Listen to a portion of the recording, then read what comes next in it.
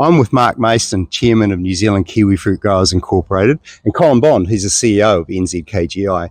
We're on Mark's orchard here at Plumbers Point, Western Bay of Plenty, just having a look at how the season's going. We're around about 6% of the way through so far, Mark, is that right? That's right. Yeah. And as far as harvest is gone, it seems from where I stand pretty much almost an ideal season. It'll be pretty close, would you say, to that? Yeah, it would be. We've had a great growing season, summer, that's delivered rain at the right times, which leads into having a harvest of really good quality fruit. Yeah. And Colin, are you finding you're getting good feedback from growers right across Western Bay of Plenty and right through to the east as well? Or?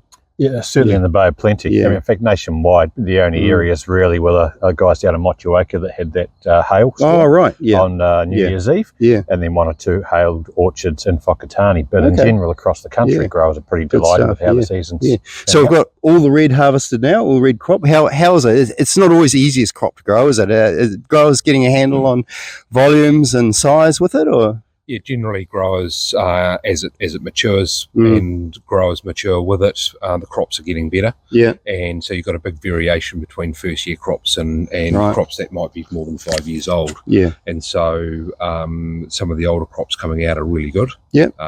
Yields and quality wise are good. Yeah. And so it's still a lot of positivity around the variety and of course growing a red kiwifruit is exciting. Yeah, it is. It seems to be good uptake by consumers as well, isn't it? Yeah, that's right. Well, it's in countries the red colour's important. Yeah. And I think as we are able to get it into more countries, there's more excitement around it. Cool, good stuff. Colin, 2 years ago, you and I had a big conversation about labour and the problems with labour and all the ensuing quality problems that really came out of that.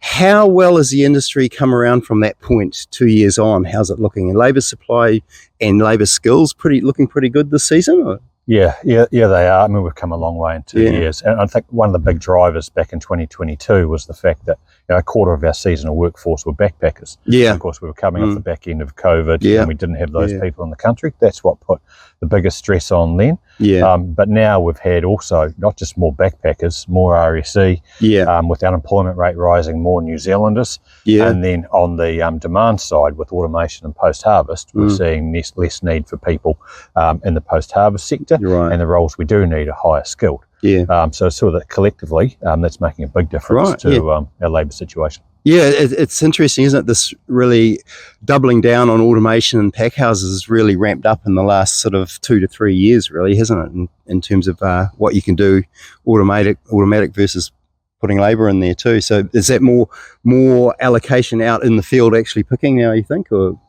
Yeah, it is. Every time you are not needing someone in the post-harvest space, we're still, of course, putting more hectares in the ground out in the orchard. So whilst we're reducing our labour requirement in post-harvest, still increasing out in the orchards. Hopefully we get to repurpose most of those people. And I think there's still an opportunity over the long term to think about how do we what do we do differently in orchards too to make sure that we're still expanding the type of people that can come and do the work and what is at the moment pretty heavy lifting in the orchard. But there'll be some good ideas I'm sure coming out of more work in the next few years. Yeah.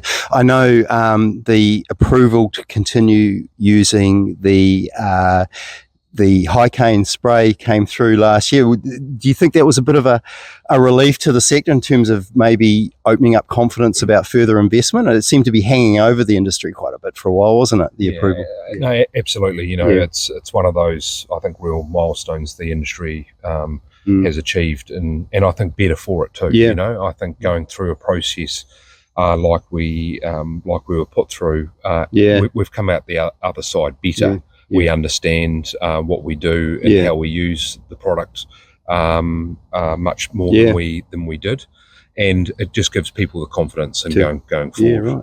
And so as we look to continue to expand the industry, it is an important part until we find an alternative. It's a really important part. But on the same thing, we've got rid of a lot of old myths that went with the chemical. So we understand how we're using it, and the outcomes much better than we did beforehand. Yeah, looking out, we've got really 2 good years for fruit volumes and for returns, Colin. What do you think is sort of preoccupying growers for the next couple of years, do you think? You think it's going to be another growth burst for the sector, or where do you sort of see most focus coming from established growers, and what's on their radar, do you think?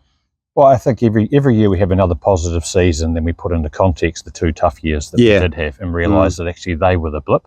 I mean, we've still got to be reminded we're in horticulture, and there's horticulture risks every season with growing. We've been remarkably cyclone free this year, which is good.